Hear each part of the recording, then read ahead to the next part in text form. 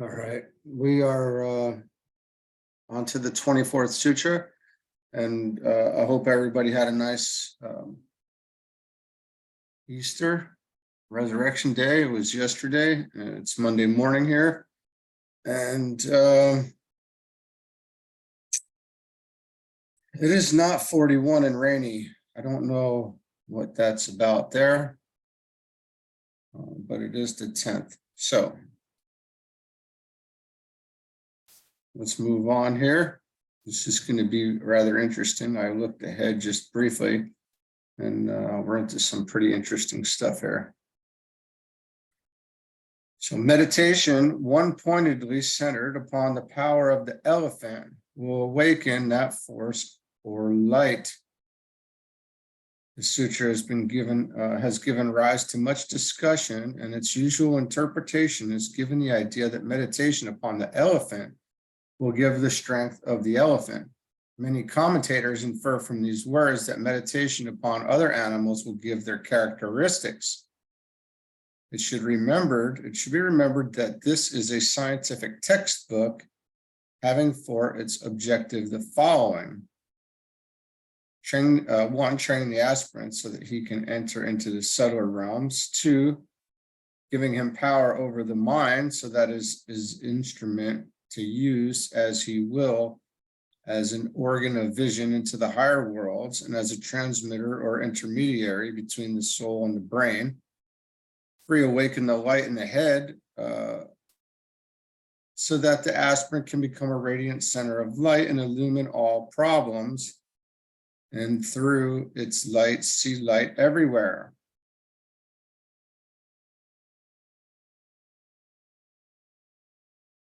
4, arousing the fires of the body so that the centers become active, luminous, connected, and coordinated. And 5, producing the coordination between the ego or soul on its own plane, the brain via the mind, the centers by an act of the will. They can then all be thrown into uniform activity. So by an act of the will, they can then all be thrown into uniform activity. 6, this affected the fire at the base of the spine, dormant hitherto, will be aroused and can proceed upward with security, blending ultimately with the fire or light in the head, and so pass out, having burned out all dross and left all channels clear for the use of the ego.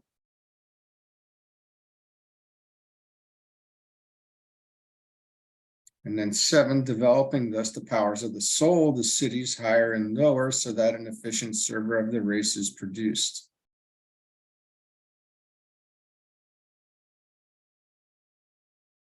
When these points are borne in mind, it is interesting to note that the symbol of the center at the base of the spine, the Muladhara center, is the elephant. It is the symbol of strength, of concentrated power, of the great moving force, which once aroused carries all before it.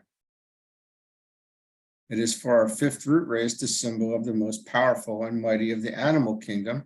It is a picture of the transmutation or sublimation of the animal nature. For at the base of the spine is the elephant, and in the head is the 1,000-petaled lotus, hiding Vishnu seated in the center. Thus is the animal nature carried upward into heaven.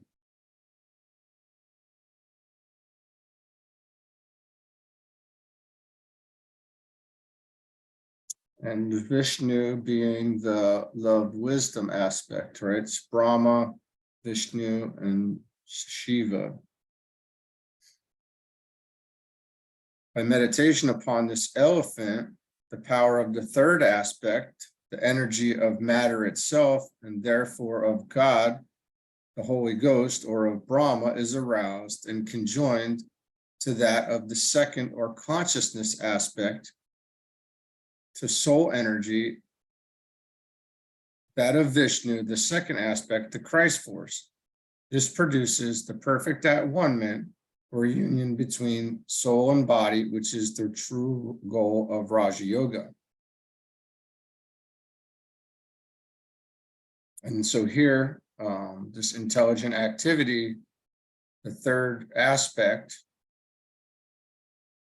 is over here on our chart. And then we have the second aspect here, which is all of these things. It's just amazing. All of these synonyms are awesome. That's helping us so deeply that it's really hard to even comprehend, because we're just drawing all these things into a much bigger understanding. So this matter aspect here is conjoined, is aroused and conjoined to that of the second. I want to say it's, through this, this precipitation, which is a word that, or absorption, precipitation. There's another word that DK uses.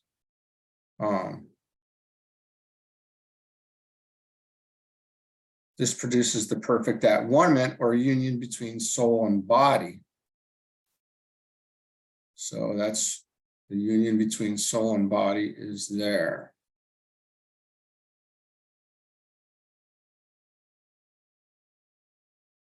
And I want to say that has something to do with,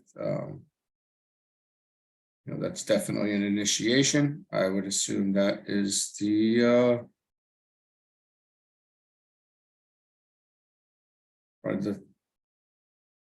third initiation is my guess, without it being said here. Just 1 second. Let me pause this. All right, so that was the 24th sutra. Look, we knew that meditating on an elephant was not going to be the full answer there, right? This is esotericism. We're not, this always goes deeper. So now we know that the elephant is the symbol of the, symbolizes the root chakra. And we know that when that energy rises all the way up to the 1,000-petaled lotus, that there is that at-one-ment. So with that being said, that was very clean for us. I want to say that was very, very understandable and clean. Let's move on to the 25th sutra. Perfectly concentrated meditation upon the awakened light will produce the consciousness of that which is subtle, hidden, or remote.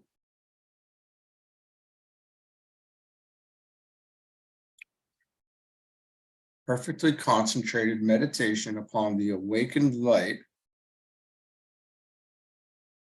will produce the consciousness of that which is subtle, hidden, or remote. So we're looking at something latent here, some latent light that is awakened. So throughout all, we'll see here. So throughout all teachings of an occult or mystical nature, reference is found frequently to what is called the light. The Bible has many passages, as have all the scriptures of the world. Many terms are applied to this, but space only permits us to consider those to be found in the various translations of the Yoga Sutras of Patanjali. They might be enumerated as follows: the awakened inner light, the light in the head, the light of the immediate cognition, that effulgent light, the light from the top of the head, the coronal light, the light of luminous disposition, the inner light, the mind full of light, the radiance in the head, the luminosity of the central organ, and the light of the higher sense activity. From a study of these terms, it will be apparent that within the physical vehicle, there is to be found a point of luminosity, which, when contacted, will pour the light of spirit upon the path of the disciple, thus illuminating the way, revealing the solution of all problems, and enabling him to stand as a light bearer to others. This light is in the nature of an internal radiance. Its position is in the head in the neighborhood of the pineal gland, and it is produced by the activity of the soul. A good deal of discussion has been aroused by the term central organ associated with this light. Some commentators refer this to the heart, others to the head. Technically, neither of them are entirely right. For the chain of depth, the central organ is the causal vehicle, the Karana Sarira, the body of the ego, the sheath of the soul. This is the middle of the three periodic vehicles, which the divine Son of God discovers and utilizes in the course of his long pilgrimage. These find their analogies in the three temples found in the Christian Bible.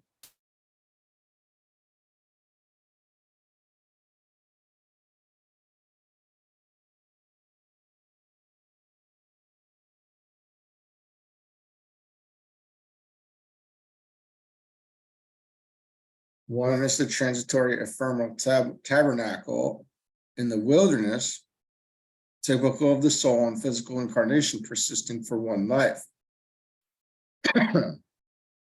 To the more permanent and beautiful Temple of Solomon, typical of the soul body or causal vehicle of longer duration and persisting for aeons, and increasingly revealed in its beauty upon the path up to the third initiation.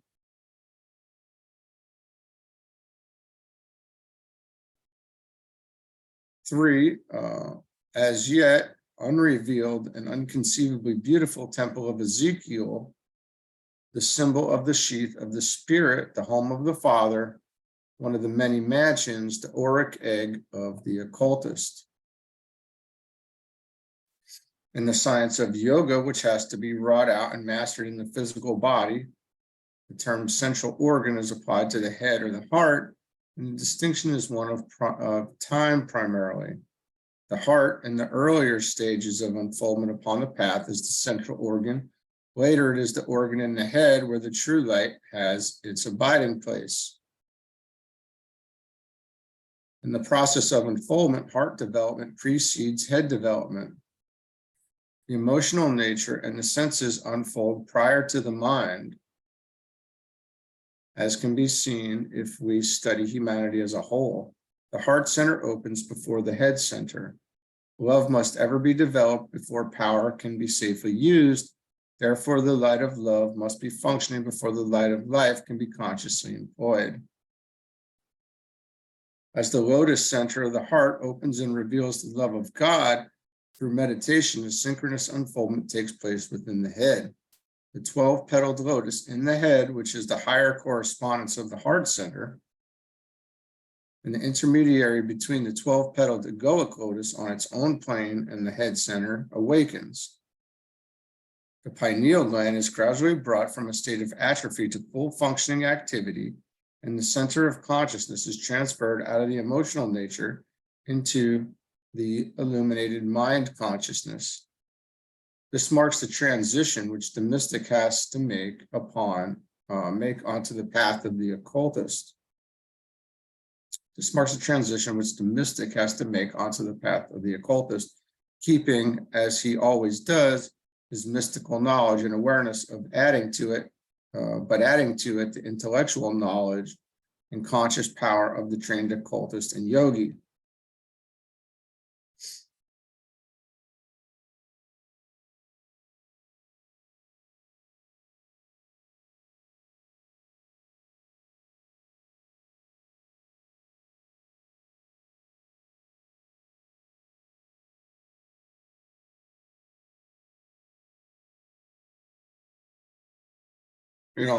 I want to say this is a common sense. This is common sense to this point, although those stages are the transition from mystic to occultist, or mystic to yogi, or mystic to esotericist or something, is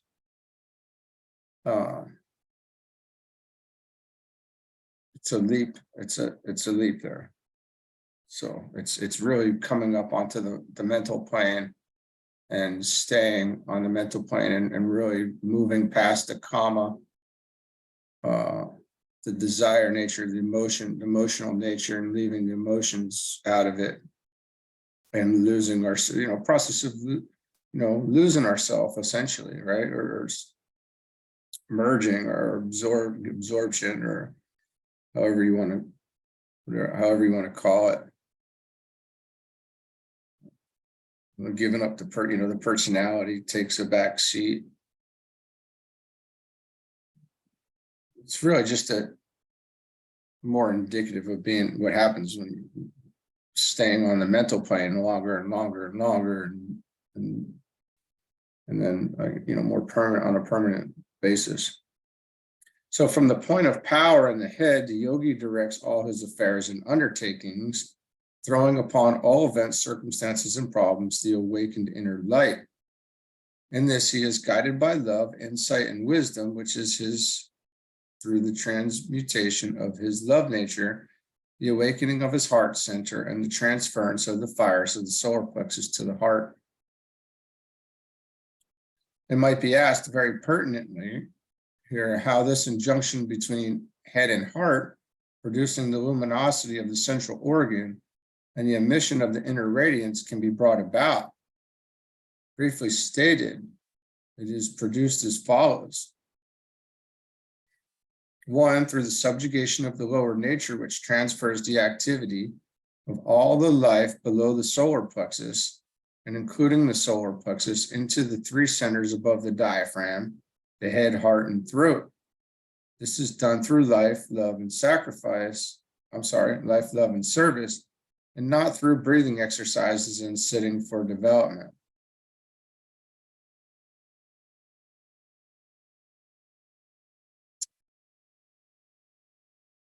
Two, through the practice of love, the focusing of the attention upon the heart life and service, and the realization that the heart center is the reflection in man of the soul, and that this soul should guide the heart issues from the throne or seat between the eyebrows.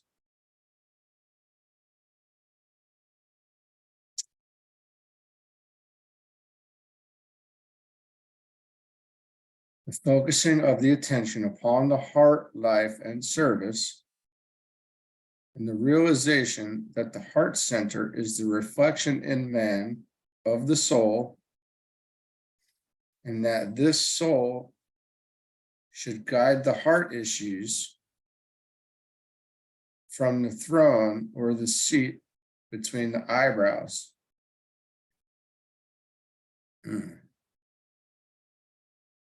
Haven't heard it said that way.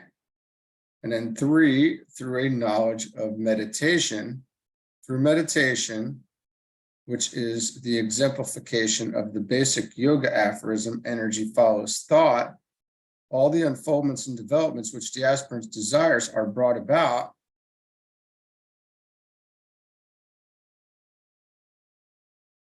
through meditation. The heart center, which in undeveloped man is pictured as a closed lotus turned downwards, is reversed, turned upward, and unfolded. At its heart is the light of love. The radiance of this light, being turned upwards, illumines the path to God, but is not the path, except in the sense that as we tread upon that which the heart desires, in a lower sense, that path leads us on to the path itself. As we tread upon that which the heart desires, in a lower sense, that path leads us onto the path itself. That's a telling. It's pretty telling there.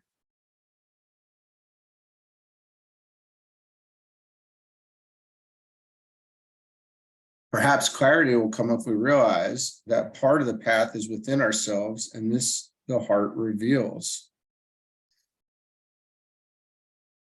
It leads us to the head, where we find the first portal of the path, proper and enter upon that part of the path of life which conducts us away from the body life to the fullest liberation from experience in the flesh and in the three worlds. It is all one path, but the path of initiation has to be trodden consciously by the thinker functioning through the central organ in the head, and from there intelligently traversing the path which leads through the three worlds to the realm or kingdom of the soul. It might be stated here that the awakening of the heart center leads a man to consciousness of the source of the heart center within the head. This in turn leads a man to the 12-petal lotus, the egoic center on the higher levels of the mental plane, the path from the heart center to the head. When followed is the reflection in the body of the building of the antikarana on the mental plane. The path from the heart to the head, when followed, is the reflection in the body of building the antikarana on the mental plane, as above, so below. On this mental plane, we're building this antikarana that's bridging this gap here.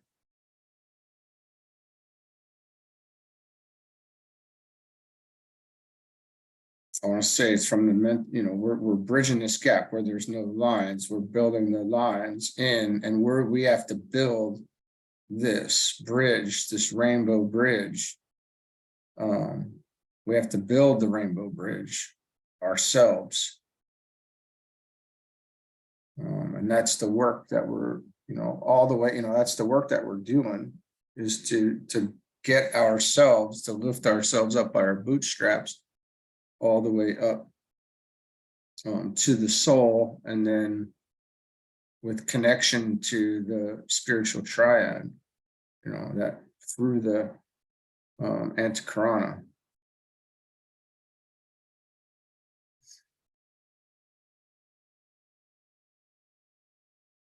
So then through perfectly concentrated meditation in the head,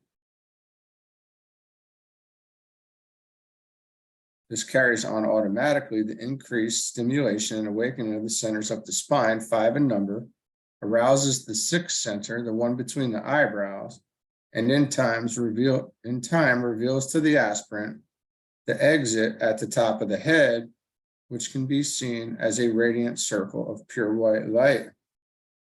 This begins as a mere pinpoint and passes through various stages of increasing glory and radiant light until the portal itself stands revealed. More along this line is not permissible because it has to do with initiation at that point. Right? We can't. It's no.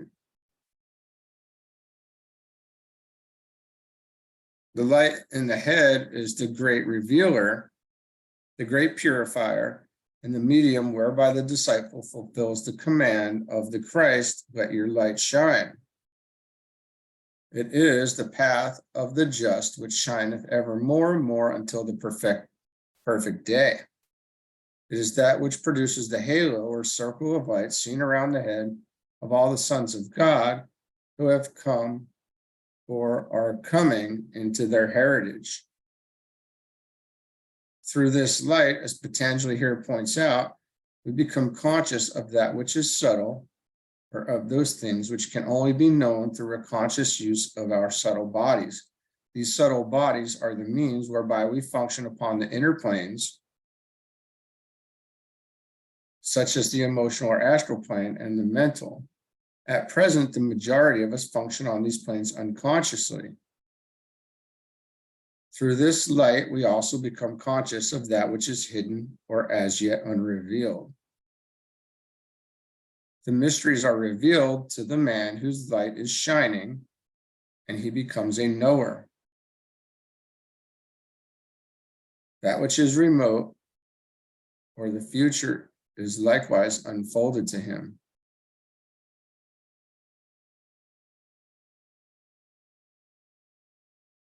This is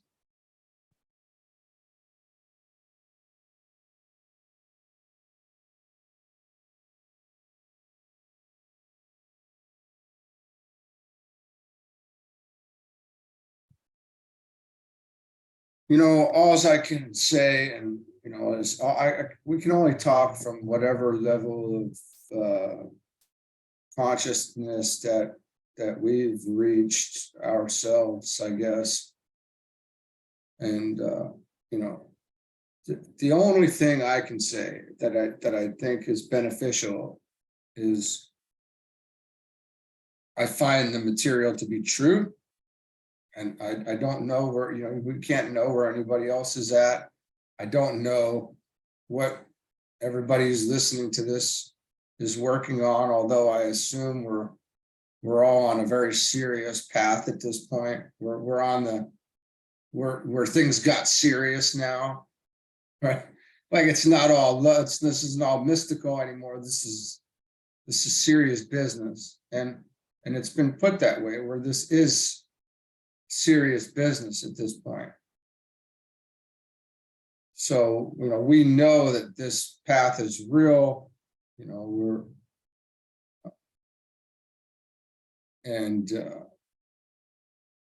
This is true, and we know it to be true to what and this is what I'm saying is we recognize this to be true to whatever level we're at.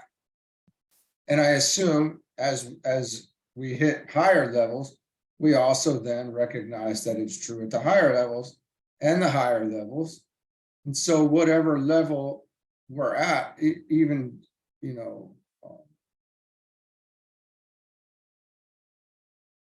even years ago, I would assume we would see, to whatever level we're at, whoever's reading this. And then, there's interpretations. And I said this to Tom the other day. I said, there's got to be as many interpretations of this book as there are for the Bible and the Bhagavad Gita, right? So everybody's going to interpret it differently. They're going to interpret it from whatever level they're at, and from whatever level you're at. And hopefully we're moving into the more subtle, and we see these things from a way different perspective than many others at this point. And I'm finding what he said in the beginning of this, as we got started in this video, to be true as well. This book in particular, even in just the last few weeks, is certainly adding to this process by pulling in all this. It's like we're just grabbing all this information, like crazy, awesome knowledge from all over, and pulling it in and assimilating it, and it's being categorized. And now we have all these synonyms and are all lining up. And, we see the triplicities in everything. And it's really making a lot more, it makes more sense of the lower three worlds. It makes much more sense of the sutras. It can make, I'm sure if we think about it, you're looking at make more sense of the Buddhists because of the Eightfold Noble Path, and we got the eight limbs, and then we're working through all these things, and it's all coming together just awesome. And this is what I saw earlier, so I think we're going to let's do the 26th here. And I'm going to try to talk through this. I don't know how we're going to do that with all these numbers, but we'll see. We're just going to roll with it. All right, so 26th Sutra, third book. Through meditation, one pointedly fixed upon the sun will come a consciousness or knowledge of the seven worlds. This passage has been commented upon at length by many writers for many centuries. Simply for the sake of clarity, let us modernize the statement and reduce its terms to those of modern occultism. Okay? By constant steady meditation upon the emanating cause of our solar system will come a realization of the 7 states of being. The various terms used here serve frequently to confuse the student, and it might be wise if we use only 2 sets of terms, one conveying the orthodox Oriental terminology as found in the best commentaries, and the other the one most easily recognizable by the Western investigator. Using Wood's translation, we find the following.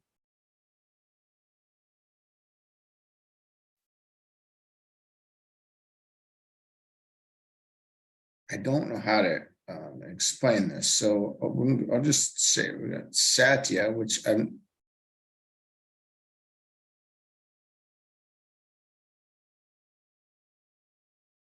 Satya, Tapas, and Jnana, 7, 6, and 5.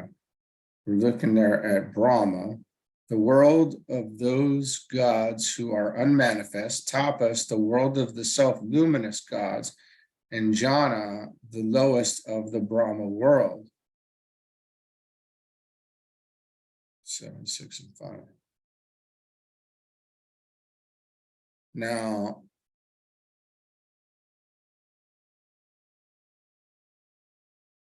then we have 4, Maha Prajapatya, the great world, Mahendra, the home of the Agnishpatas, the egos,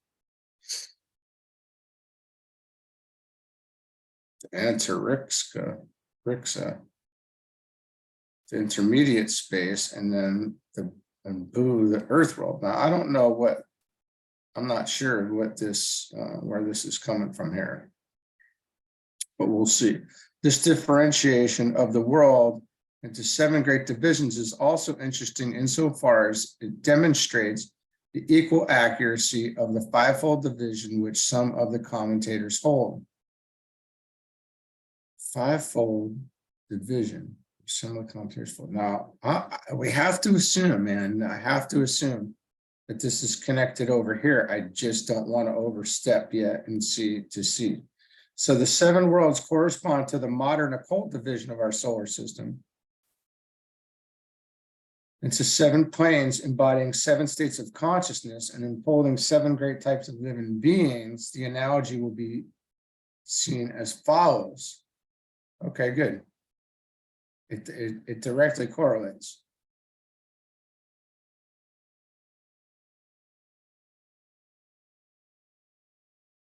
So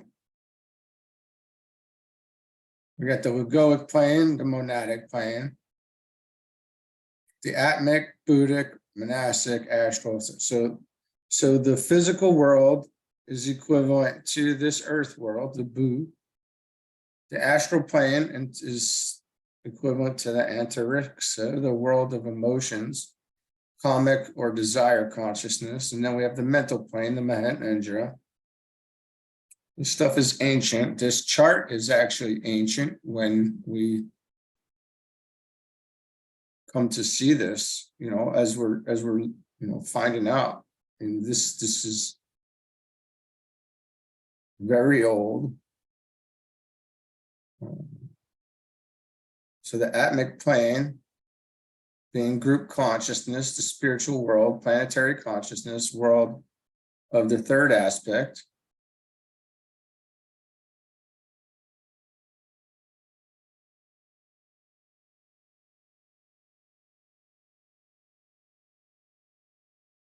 The Buddhic plane being mind consciousness, Christ world, or intuitional, or Christ, and you say Christ consciousness.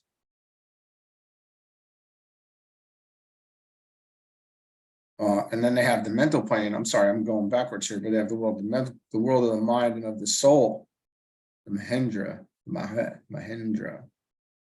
And we have the monadic plane up here. Is the divine world, God consciousness, world of the 2nd aspect, the world of love, wisdom, and our Father in heaven. And then we have the Lugoic plane, the world of the emanating cause, absolute consciousness, world of the first aspect.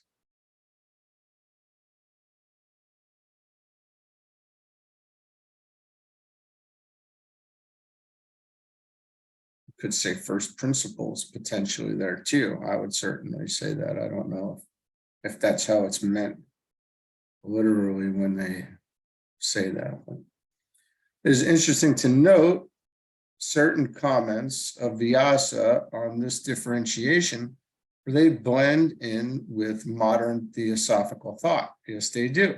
The earth plane is described by him as supported respectively by solid matter, by water, by fire, by wind, and by air, and by darkness.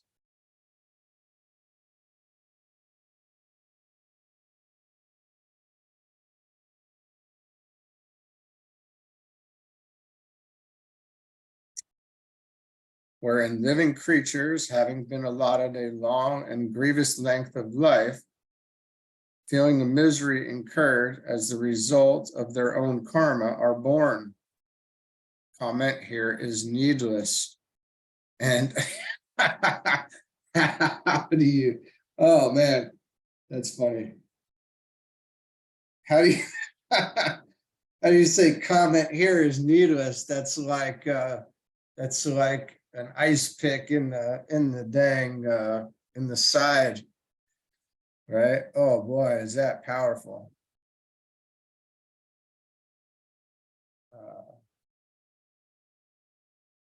In connection with the second plane, the astral, reference is made to the fact that the stars, the lives on that plane, are driven by the wind as cows are driven by the plowman in a circle around the threshing floor. And that they are regulated by the steady impulsion of the wind. We have here a wonderful picture of how all lives are driven by the force of their desires on the wheel of rebirth.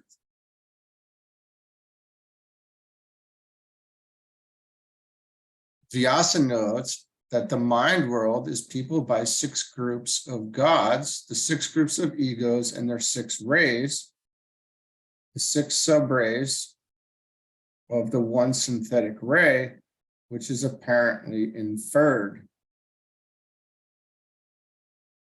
And this, these are the sons of mind, the Agnishvatas, referred to at length in the Secret Doctrine and Treatise on Cosmic Fire, and they are portrayed as fulfilling their desires, therefore driven by desire to incarnate, endowed with atomization and other powers, therefore able to create their vehicles of manifestation, living for a mundane period, therefore in incarnation during a world period. 4, goodly to behold, for the sons of God are luminous, radiant, and full of beauty. 5, delightingly in love, delighting in love, for love is the characteristic of the soul, and all sons of God are sons of mind, reveal the love of the Father. And 6, possessing bodies of their own, not caused by parents, that body, not made by hands, eternal in the heavens, mentioned by St. Paul.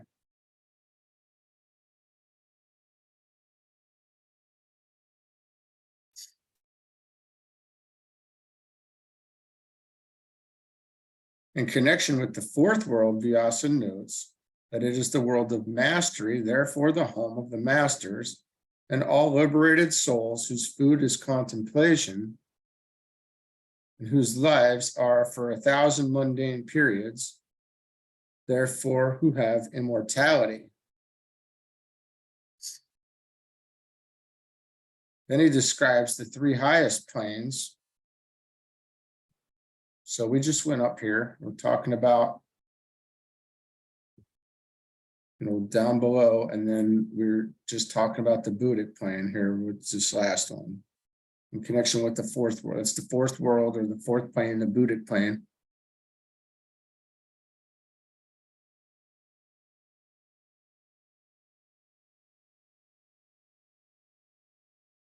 Then he describes the three highest planes up here.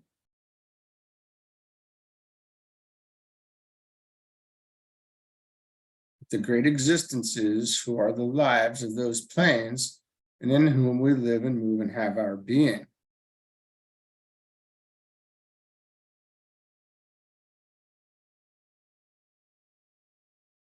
These correspond to the three planes of the Trinity, and of these existences in their various groups, the following comments by Vyasa are illuminating. Now, Vyasa, we're talking, this is ancient stuff here, as far as we know, right? This is,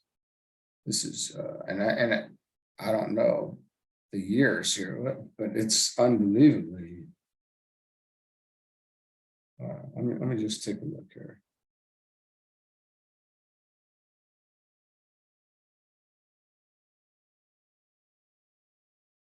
Let's just see if we can pull anything up.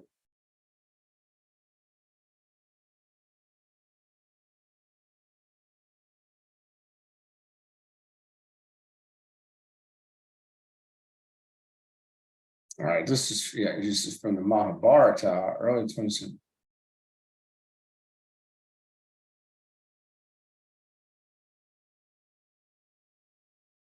We're talking about.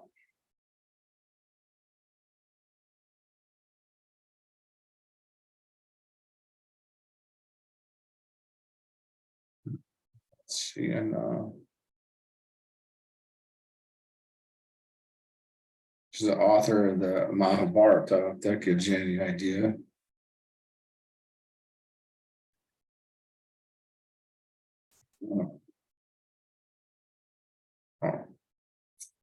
Said to be 400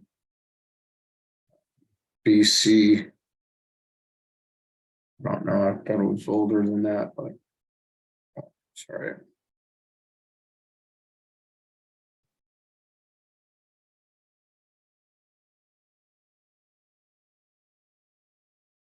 So he describes the highest three planes with great existences who lives in the planes in whom we live and move and have our being.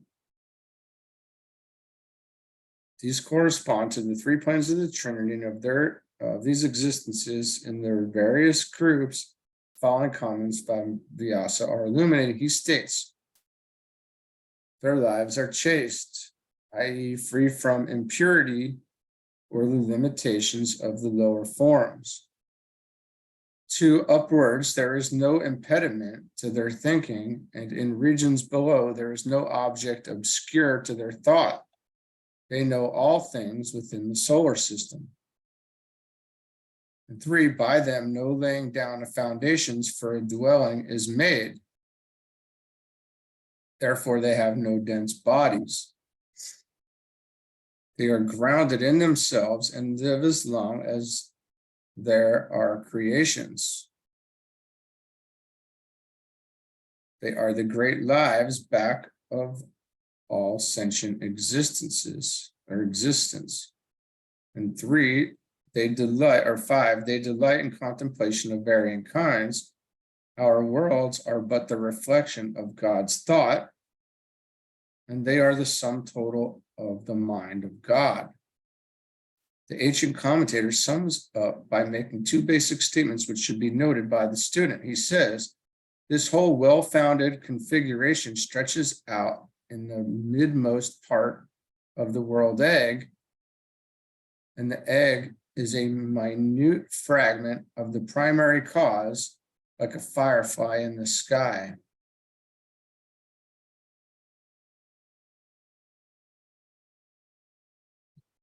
This whole well-founded configuration stretches out in the midmost part of the world. And the world is a minute fragment of the primary cause, like a firefly in the sky.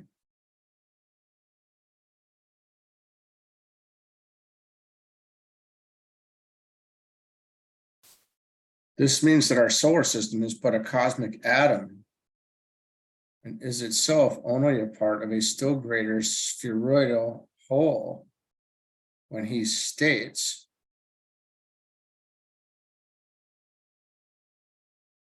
this egg, this is all very telling here, that is stuff to contemplate on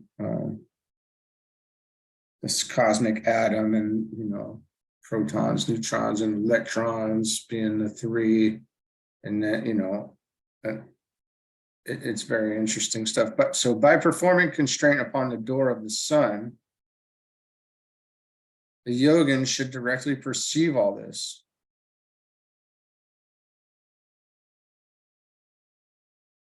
Constraint is a term frequently used in translating phrases which mean the harnessing or restraining of the modifications of the thinking principle. In other words, perfect one-pointed meditation. By meditation upon the door of the sun, full knowledge can be achieved. This means very briefly that through a knowledge of the sun within one's own heart, and through the light emanating from that sun, having found the portal of the path, one enters into relationship with the sun, which is at the heart of our solar system, and eventually finds that portal, which admits a man to the sevenfold cosmic path. Of this, no more need be said, as the object of Raja Yoga is to enable a man to find the light within himself, and in that light see light. It enables him also to find the door to life and subsequently to tread the path. Only one more point need be touched upon. Esoterically, the sun is regarded as triple. The physical sun,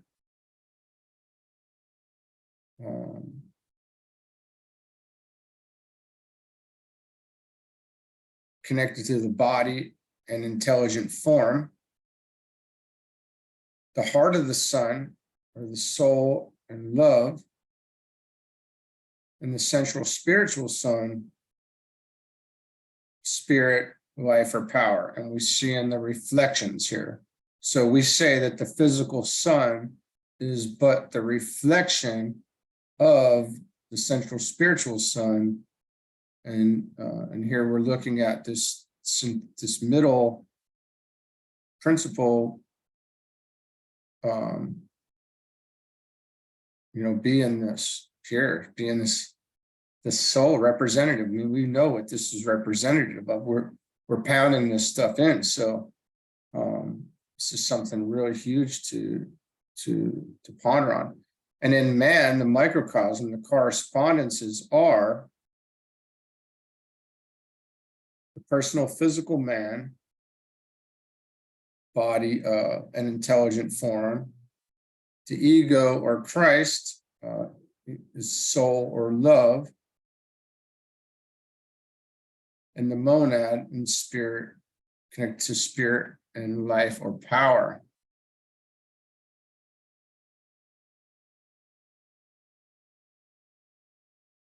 And I see life, light, and love here. So life, or light, love, and power, or life, light, and love. And just, so many different variations of these things that, but again, we have this, this triplicity.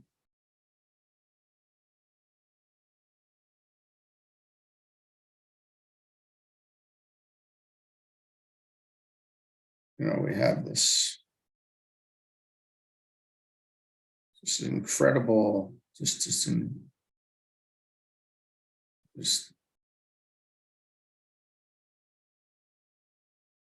could ponder this for quite a while here. Well, let's do 27. All knowledge of all lunar forms arises through one-pointed meditation upon the moon. These are two translations permissible here, the above and the following. A knowledge of the astral world comes to him who can meditate upon the moon. Either is correct and probable, a true understanding of the Sanskrit is only arrived at through combining the two. It might suffice here to give a simple English paraphrase, which will give the essence of the significance of this sutra. One-pointed concentration upon the mother of forms, the moon, will reveal to the aspirant the nature and purpose of form. If the student will remember that the moon is a symbol of matter, whereas the sun is the aspect of, in its aspect of light is the symbol of the soul, you will have no difficulty in ascertaining the meaning of the two sutras we have just considered. You think of that Neil Diamond song, "You are the sun, I am the moon." You are the words, I am the tune, play me, he says. One deals with the soul and the various states of consciousness. The other deals with the body, the vehicle of consciousness. One concerns the body incorruptible, not made with hands, eternal in the heavens. The other deals with the lunar mansions, as the one translator calls it, and with the home of the soul in the three worlds of human endeavor. It should be the body, right? So we must be careful, however, to remember that the moon aspect is the governing one in all the kingdoms below human, whilst the sun aspect should dominate in the human.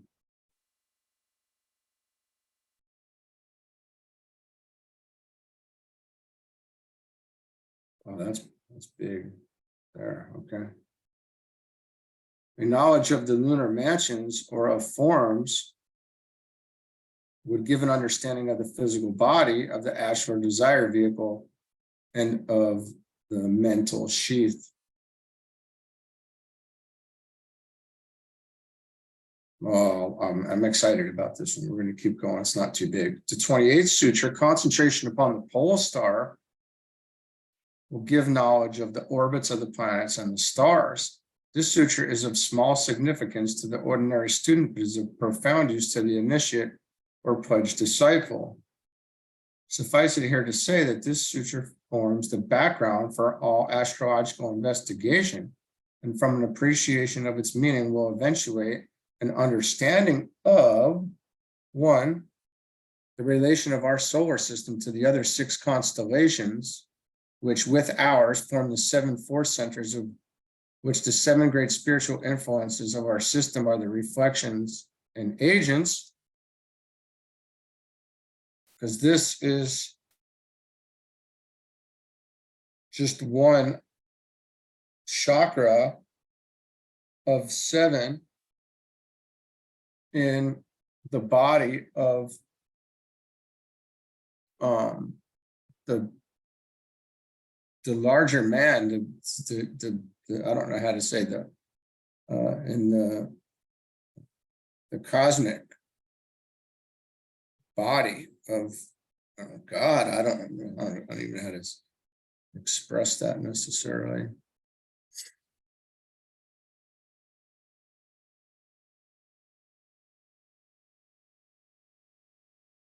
So this being the cosmic physical plane, well, then there would be the cosmic emotional, the cosmic mental, into which there's 7 more above this.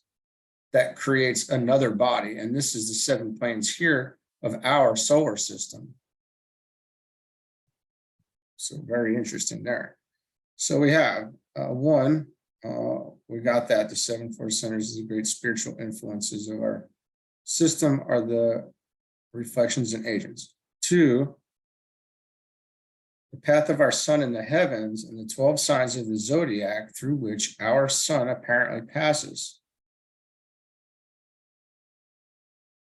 Therefore, it will be apparent that this sutra is the key to the purpose of the 7 and the 12 upon which all our creative processes are built.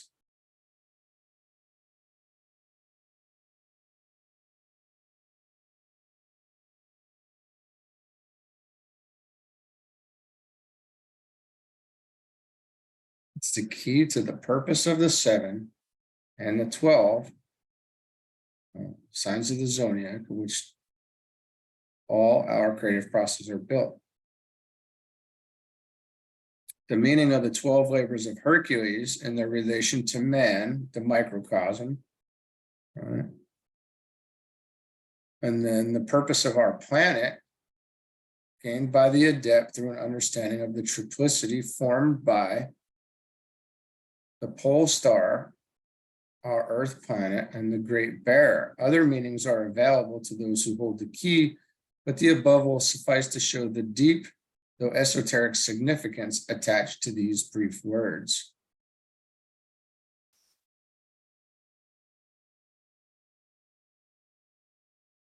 So in this, that every time we see this triplicity, right?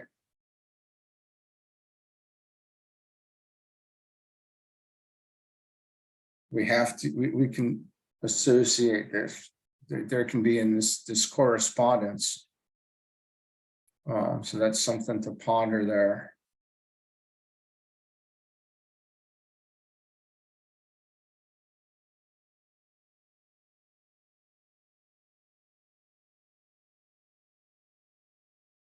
So you might say will, wisdom, and activity, something along those lines here. Or love, will, love, and active intelligence, or one of the other synonyms.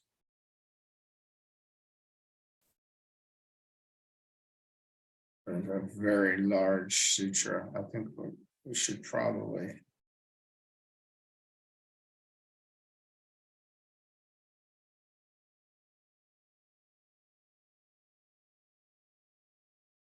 Now let's do it. Let's do it.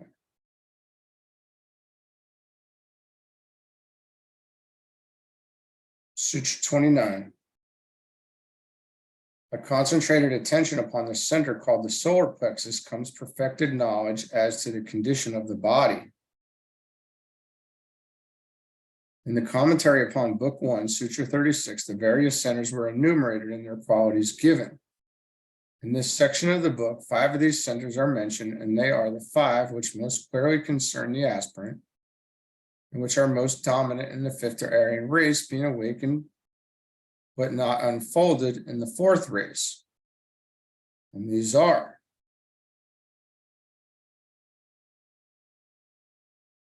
in this section.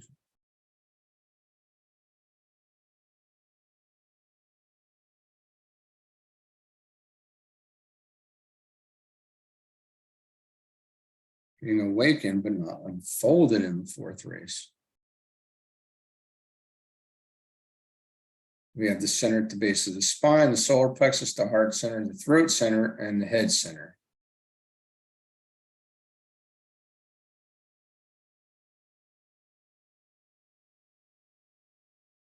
And in that, you have, I assume,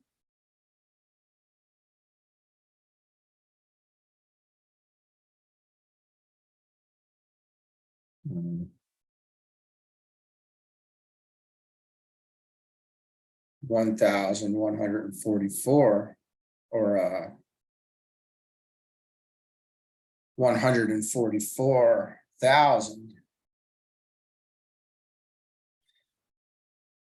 144,000 because it's 144,000. It's not how, it's not, see, it's not how we think it is.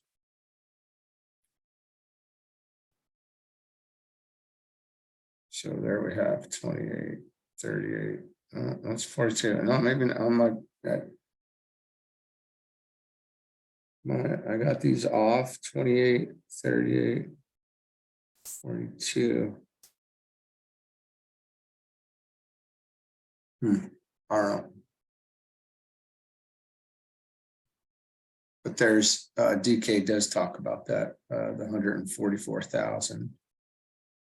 So in one of the books. So with these 5, the aspirant is primarily concerned. The center called the spleen was dominant in the Lemurian days, but is now relegated to the domain of the fully functioning and therefore automatic centers and has sunk below the threshold of consciousness. The center between the eyebrows is the one through which the light in the head is cast upon things, subtle, obscure, hidden, or remote, and is the result of the unfolding of the head and heart. The 3 major centers are so powerful in the most unevolved person, even in their unopened state that they have produced physical correspondences or glands. Their vibration is such that already in all men they sound, and through sounding attract and consequently produce form. In the disciple or initiate, these three centers not only sound, but form words. They therefore command the building of vital forces and take the entire man under control. The glands corresponding to the three centers are the pineal and pituitary body, a head center, pineal gland and pituitary body, head center. The thyroid gland is the throat center, the spleen is the heart center. Out of the heart are the issues of life. From it, the current, the current of the life blood circulates. From its development in the Atlantean race and the consequent coordination and growth of the astral or emotional body, the heart center has become the most important in the body. Its activity and development has been paralleled by the spleen, which is the organ of vitality of prana or physical sun force in the body. There are other glands having a close relation to the various centers, but the subject is too vast to be more than hinted at here. There is not, however, the same close relation existing between the glands associated with the centers below the diaphragm as with those connected with the major centers situated above the diaphragm.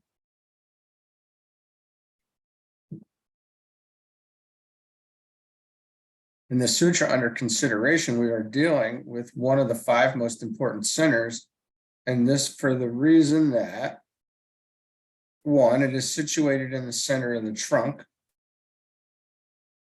It is therefore a correspondence of the middle principle. In man, in Atlantean days, the three major centers for that race were the head, the father, or spiritual aspect, the solar plexus, the sun, or soul aspect, and the base of the spine, the Holy Ghost, or matter aspect. The soul was not then so individualized as it is now. The animal soul controlled, and consequently, full contact with the anima mundi was the dominant factor. As time elapsed, the soul became more individualized in each human being and more separative as the mind aspect, the great dividing factor, dominated. At the close of this race, the three main centers will be the head, heart, and the base of the spine. In the sixth race, we shall have the head, heart, and the throat. In the final race of the illuminated sons of God, the seventh, we shall have as the centers through which they work the thousand-petaled head center, or life, or spiritual aspect, the center between the eyebrows, the sun or consciousness aspect, and the throat, the Holy Ghost, or creative aspect. Through the first, spiritual life will pour in from the monad. Through the second, the Christ principle, the light of the world. The soul will work, pouring the light and life on all things and using it as the great organ of awareness. Through the last, the work of creation will be carried on and the creative word sent forth. This general view is given so as to present to the student the vision of what lies ahead. It is, however, of no present value. Most aspirants are concerned with the solar plexus, and hence the necessity for our present consideration. It is the organ of the astral nature of the emotions, moods, desires, and feelings, and hence is the most active in all. It is through it that the lower bodily functions are aroused, desire to eat, drink, and to procreate. And through it, the lower centers are contacted and work with them is carried forward. In the disciple, the heart supersedes the solar plexus and the master the head. All the centers, however, are the expression of the life and love of God, and in their totality and perfection express the Christ life.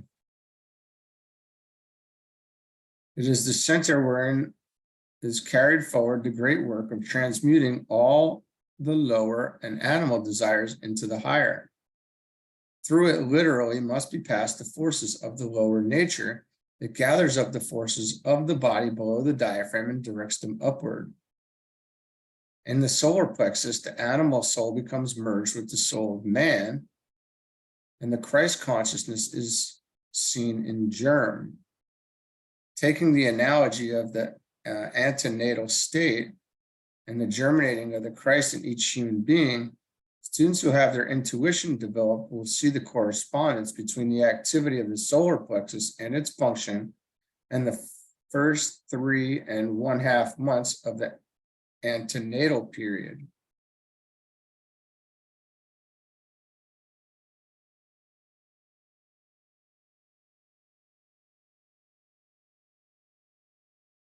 And all this, is seen and can be seen in that as well. I would say. Then comes, and I mean the whole birthing process and all. Then comes what is called the quickening, and life makes itself felt. A rising up takes place, and the correspondence can then be seen between the natural physiological process and the birth of the Christ in the cave of the heart. Herein lies the deep mystery of initiation, and it is only revealed to those who tread the path of discipleship to the end.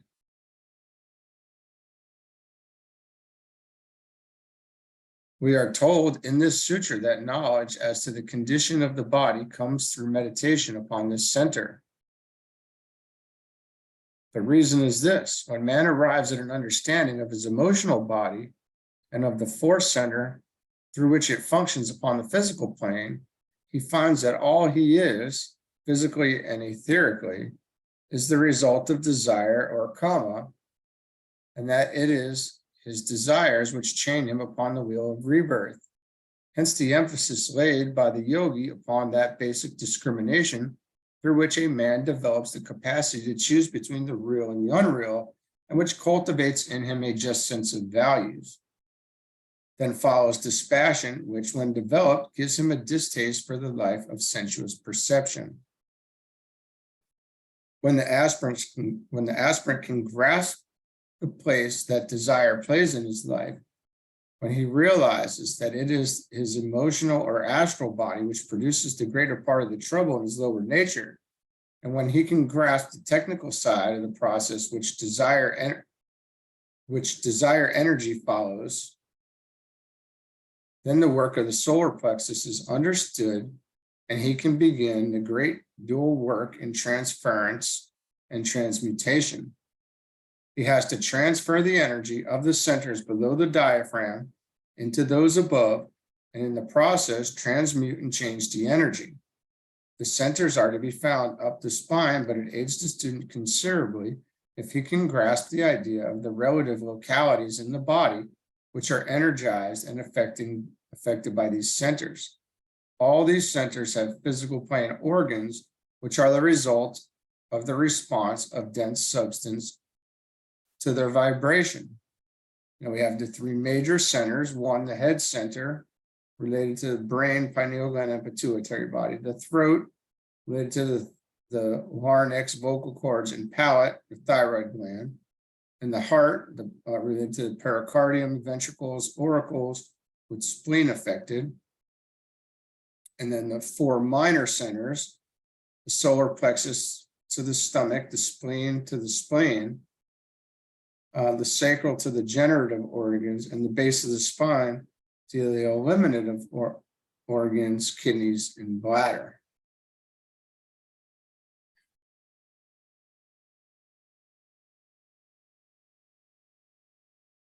These physical organs are results or effects. The centers are their physical cause, and they are produced through the activity of the etheric centers. Whoa, that's some serious business there. These physical organs are results or effects. The centers are their physical cause. So when we look at life and we think that there's energetic reasons, for everything happening, there's energetic reasons that you have a stomach or a spleen or a generative organ or the eliminative organs or anything else. There's a reason why we even have a body. And it's this desire, nature potentially.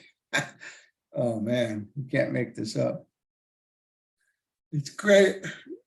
Oh, good reminders. It's always good to see these things like right in front of you, even though, we think, it's there.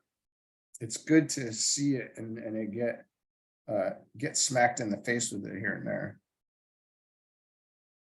These details have been given and the above information collated owing to the importance of the solar plexus in this fourth round of the fourth creative hierarchy, the hierarchy of human monads or spirits. The fourth center in man, whether considered upward or downward, remember we talked about that earlier. The fourth center in man, whether considered upward or downward.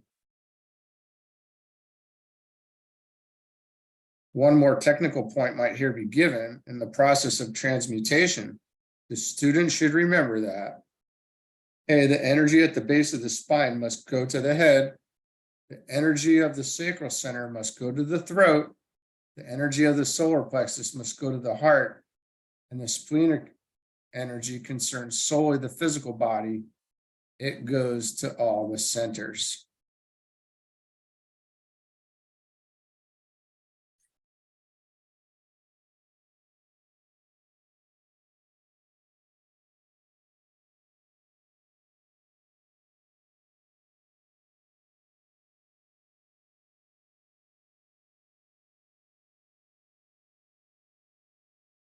Okay, I think we're going to call it there for today.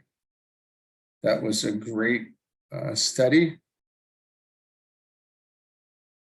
Lots of amazing stuff there.